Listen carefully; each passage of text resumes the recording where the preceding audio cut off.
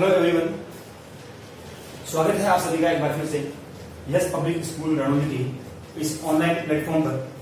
आज हम यहाँ पर बात करने वाले हैं इरेशनल नंबर्स के बारे में। तो आज का जो हमारा टॉपिक रहेगा इरेशनल नंबर्स। तो जो बेसिक था इरेशनल नंबर्स का वो हमने इससे पहले पढ़ा था, और वो क्या था कि that number which can not be written as p upon q is known as irrational number. या फिर यूं कहते हैं कि वो नंबर जिसका डेसिमल एक्सपेंशन जो था वो non terminating non repeating type का था। यानी कि अगर किसी नंबर का डेसिमल एक्सपेंशन इस टाइप का होता है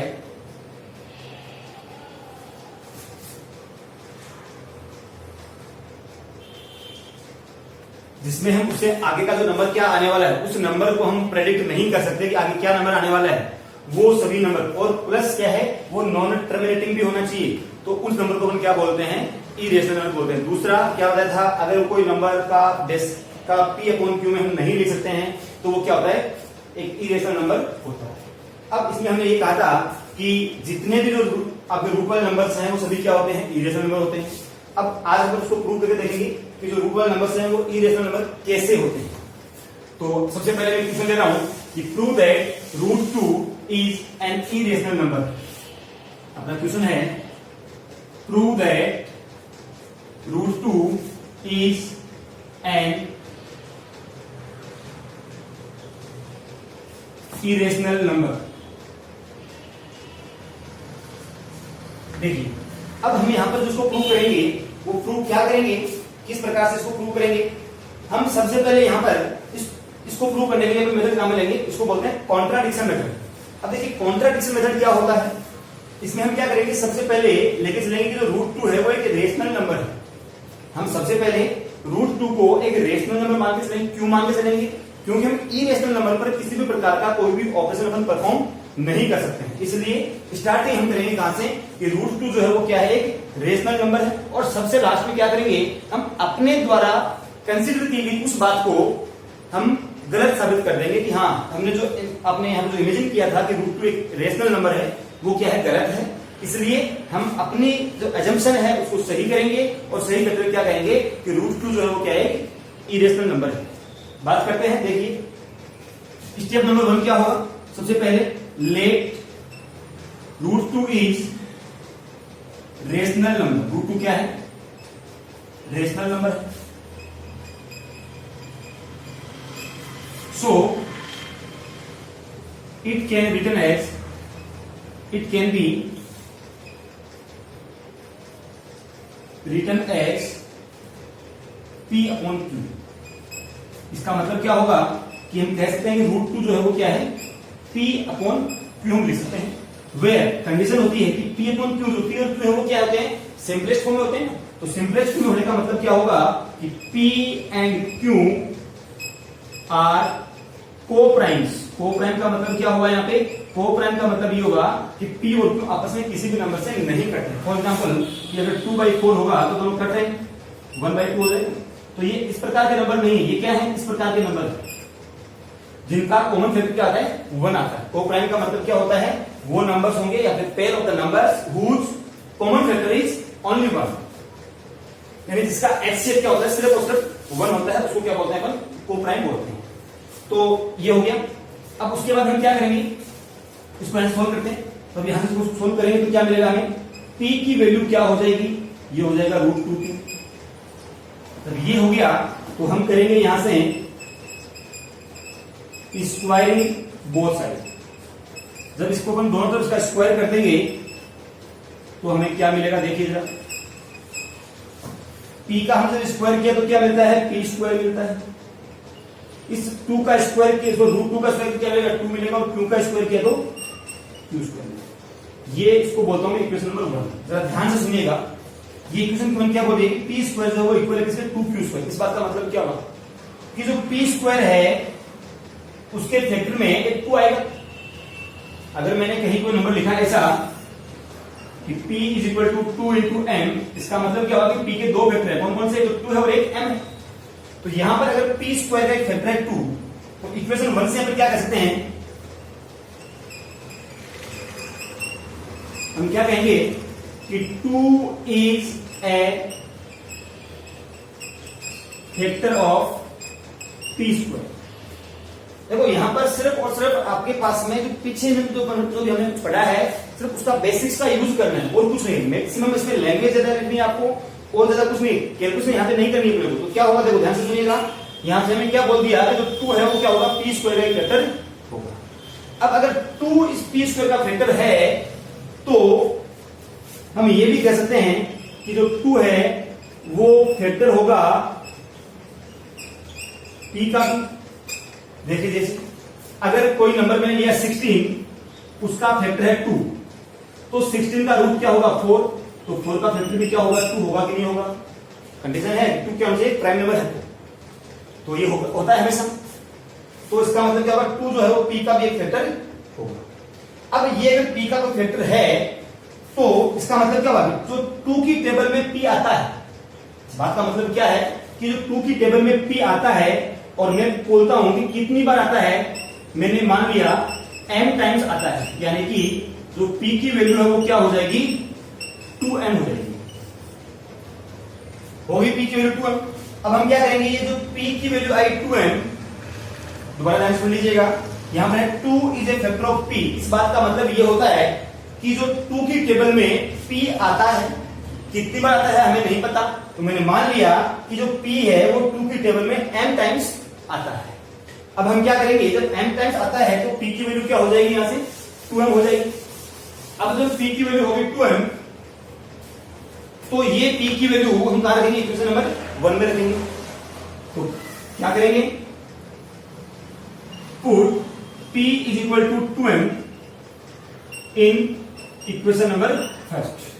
ठीक है, क्या मिलेगा, यहां पर p है तो p की जगह रखेंगे 2m, तो ये तो हो गया ये आपका 2m और उसका स्क्वायर भी करना है हमें, यहां पे स्क्वायर तो इक्वल टू क्या हो जाएगा 2 हो गया और यहां पे क्या आएगा q स्क्वायर, दोनों को इसका स्क्वायर करें तो क्या हो जाएगा, ये 4m square is equal to 2q square. इस 2 से ये 4 कट जाएगा कितने बार 2 टाइम्स, तो यहां से क्या हो जाएगा q square is equal to 2m square, इसको बोल देते हैं इक्वेशन नंबर 2। अब जरा यहां से आप दोबारा देखिएगा, यहां से हम क्या कर सकते हैं कि 2 is a factor of q। देखो जैसा यहां था वैसा ही तो यहां पे है, तो जैसा हमने यहां पे कहा कि 2 जो है फैक्टर है किसका, p का, तो यहां से क्या होगा 2 फैक्टर होगा किसका, पहले क्या होगा q स्क्वायर का, जब q स्क्वायर का होगा तो फिर किसका होगा, q का भी होगा। जरा हम नाम दे देते हैं, ये होगा आपका स्टेटमेंट फर्स्ट बोल देता हूं मैं, और इसको बोलता हूं स्टेटमेंट सेकंड बोल देता हूं। From statement first and second क्या बोल रहे हैं कि 2 is common factor of p and q। यहां तक बात में आ गई कि क्या कहा मैंने स्टेटमेंट 1 और 2 में, ये कहा कि जो आप स्टेटमेंट 1 कह रहे हैं 2 फैक्टर है किसका, p का, 2 कह रहे हैं 2 फैक्टर है किसका, q का। इसका मतलब क्या होगा कि जो 2 फैक्टर है कॉमन फैक्टर है किसका, p का भी और q का भी। बट अब यहां से आगे की बात देखते हैं, but according to our assumption, according to our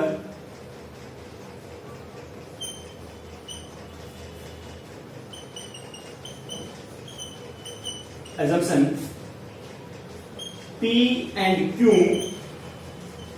are co-prime। तो ये क्यों हुआ, दिस कॉन्ट्राडिक्शन, इसको अपन क्या बोलते हैं, कॉन्ट्राडिक्शन बोलते हैं। इस कॉन्ट्राडिक्शन का हिंदी में मतलब होता है वाद विवाद। वाद विवाद का मतलब क्या हुआ, देखो यहां पर एक तरह से विवादी है। हमने यहाँ पे क्या कहा था कि √2 है उसको p अपॉन q में लिख सकते हैं, और p और q क्या होते हैं, कोप्राइम होते हैं। और यहाँ पर हमें क्या मिला, कोप्राइम का मतलब जिनका कोई कॉमन फैक्टर नहीं होता 1 के अलावा। और यहाँ पर मुझे क्या मिला, p और q का कॉमन फैक्टर क्या मिल गया, 2 मिल गया, 1 के अलावा मिल गया। तो ये तो भी वादविवादी स्थिति हुई नहीं हुई, और इस वादविवाद को क्या बोलते हैं, कॉन्ट्राडिक्शन बोलते हैं। तो क्या होगा, this contradiction occurs due to our wrong assumption, wrong assumption. So by correcting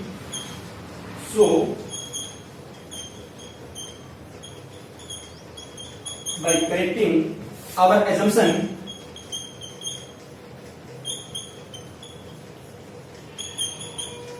we can say that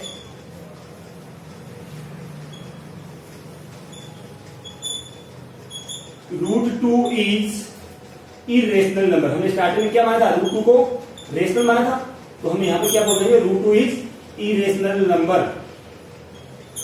That's true. ये हो गया आपका true. तो दोबारा ध्यान से सुनिएगा, ये जो हमने यहां पे स्टेटमेंट लिखा है ये बहुत ही ज्यादा इंपॉर्टेंट स्टेटमेंट है.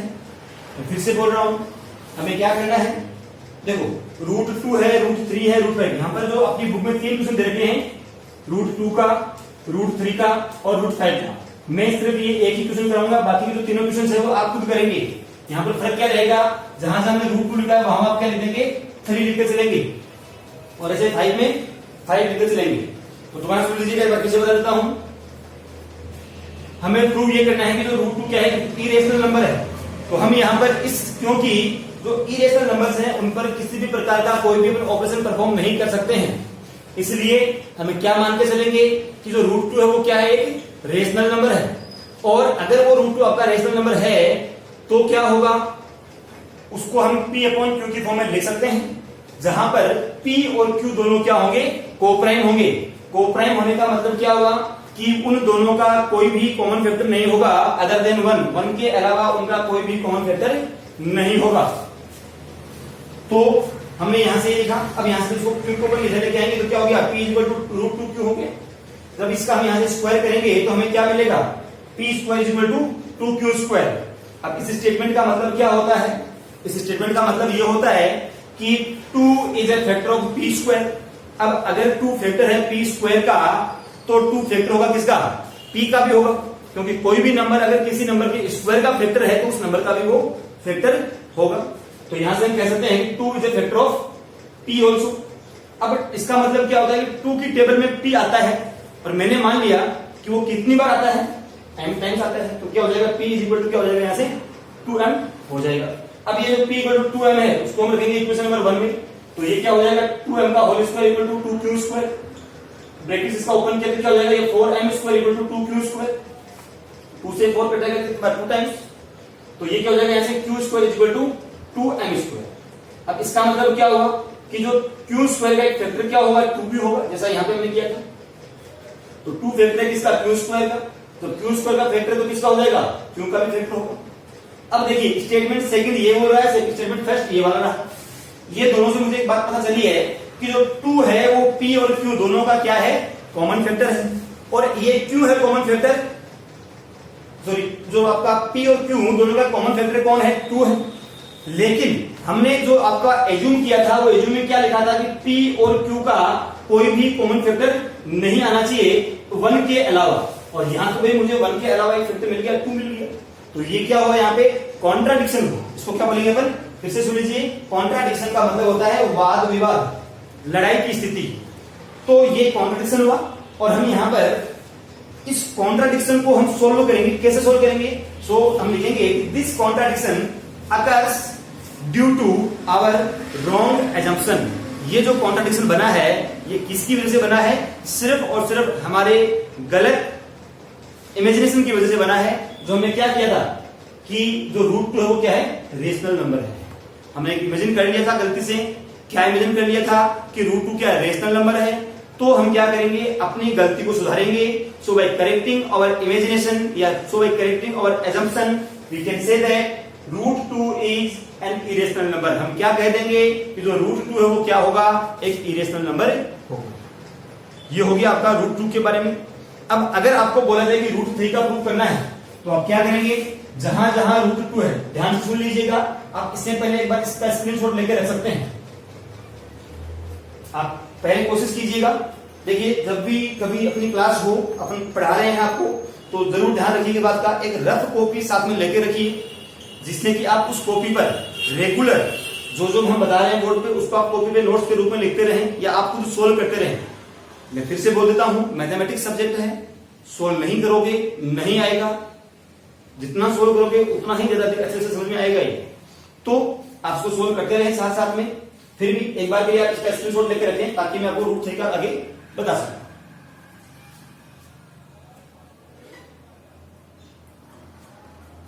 ओके, अब अपन बात करते हैं रूट 3 की। तो देखिए रूट 3 के लिए हम क्या करेंगे, जहां जहां 2 होगा वहां वहां क्या बना देंगे, 3 बना देंगे। तो ये 2 का ये क्या बन जाएगा, 3 बन जाएगा। ये 2 का ये क्या बन जाएगा, 3 बन जाएगा। यहां पर भी 2 का क्या बन जाएगा, 3 बन जाएगा। ये भी क्या हो जाएगा, 2 की जगह 3 हो जाएगा। अब जब 3 हो गया तो यहां पर फैक्टर कौन होगा, 3 स्क्वायर का 3 फैक्टर होगा, 2 थोड़ी होगा। अब इसका फैक्टर क्या होगा, 3 होगा। जब इसका फैक्टर 3 हो गया तो यहां पर p की वैल्यू क्या हो जाएगी, 3m होगी। और यहां पर भी क्या आएगा, 2 की जगह 3 आएगा और यहां पर भी 3 आएगा। तो ये हो गया 3 और ये कितना हो जाएगा, 3 का स्क्वायर 9 हो जाएगा। अब 9 से 3 कटेगा कितनी बार, 3 टाइम्स। तो ये क्या हो जाएगा यहां से 3m। तो यहां से हम क्या कह सकते हैं दोनों की जगह पर कि 3 इज ए फैक्टर ऑफ किसका, q स्क्वायर का। जब 3 फैक्टर हो गए तो क्या होगा यहां से, फ्रॉम स्टेटमेंट 1 एंड 2 क्या होगा, 3 is a common factor of p and q but according to our assumption p and q are coprime. तो क्या होगा यहां से, this contradiction occurs due to our wrong assumption, so by correcting our assumption we can say that root 3 is irrational number. Simple. अगर आपको root 5 का करना है तो रूट 5 का भी क्या करेंगे, जहां जहां आपने 3 किया वहां क्या कर देंगे, अपन 5 कर देंगे। तो उम्मीद करता हूं ये जो आपका प्रूफ ऑफ इरेशनलिटीज है, प्रूफ ऑफ इरेशनल नंबर्स है, वो आप इजीली सोल्व कर सकते हैं, आप कर सकते हैं। तो क्या होगा इसमें, आप रूट 3 का और रूट 5 इन दोनों नंबर्स का प्रूफ आप करके देखेंगे। अगर किसी को डाउट रहती तो जो मेरा व्हाट्सएप नंबर है ऊपर गिवन है, आप यहां पर मुझे कॉल कर सकते हैं, मैसेज कर सकते हैं। Okay, thank you.